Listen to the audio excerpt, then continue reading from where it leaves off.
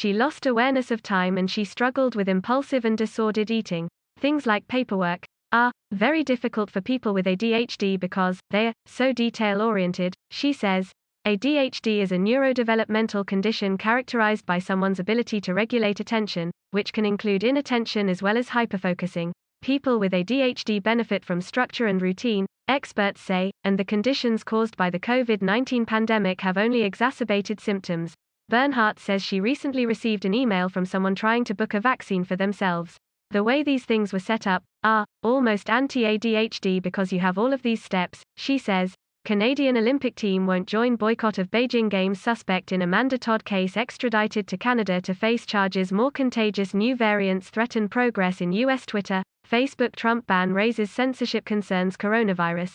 Trudeau questioned on timing of failed COVID-19 vaccine deal with Chinese company CanSino. Disgraced former Gigi Payette's payout raises eyebrows. Rideau Hall report. Toxic workplace, yelling, humiliation. Keystone cancellation prompts emergency debate in Parliament. Experts say urgent action needed against superbugs. RCMP admit to using facial recognition technology. Bernie Sanders' practical U.S. Inauguration Day wardrobe leads to meme frenzy. Derek Sloan ejected from Conservative caucus over pattern of destructive behavior. Trudeau's cabinet shuffle reignites election speculation. Global News has reached out to multiple sources questioning why people with ADHD are excluded from Alberta's plan, and none responded back with an answer by publication. It's a bit of a nightmare for our population, she adds, because then you throw in that difficulty with trying to navigate the sites and yeah, they're struggling.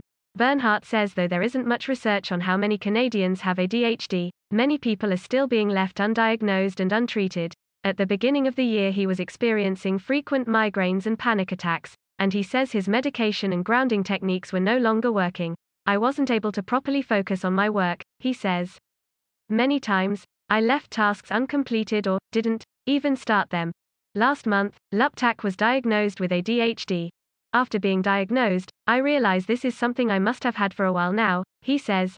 Elizabeth Hall, the medical director of the Vancouver Coastal Health Adult ADHD Clinic, says COVID-19 has become a great clarifier, and now that people are stuck at home, without external distractions, they might have more clarity as to what they're experiencing as ADHD. This might be the time that people start seeking out treatment, she says. Similarly, Bernhardt references a mom who began working from home and homeschooling her kids during the pandemic. Though the situation isn't ideal for anyone trying to focus and stay organized, she got an assessment and received an ADHD diagnosis. She might never have discovered it without being forced to slow down and be at home because of COVID-19, Bernhardt says. For 2 years, Parks had been signed up for a support group that she never attended due to the long commute. Now, she's able to connect with other people who have ADHD virtually, and she says hearing their stories has been affirming for her, so much so that she has run 3 of the support groups for ADHD Toronto. It really gave me an opportunity to hear other people's stories, because before, I was just living in my own life experience, Parks says. Jennifer Cho, another Toronto resident who has attended the ADHD Toronto support group, says she dedicates much of her time to volunteering, trying to alleviate the stigma surrounding ADHD. The sad thing is when I told people I had ADHD as an adult, some of my friends looked down on me, she says, adding that she was encouraged not to tell employers in case they would think she was lazy or would get distracted easily. Better understanding her condition has empowered her, Cho says, and her diagnosis came to her as an amazing relief. My sense of self-confidence, and self-esteem is so much better since I started this journey. Hall says though the ideal treatment for ADHD is a combination of medication and cognitive behavioral therapy, things like self-care, compassion and connection are just as important, especially right now.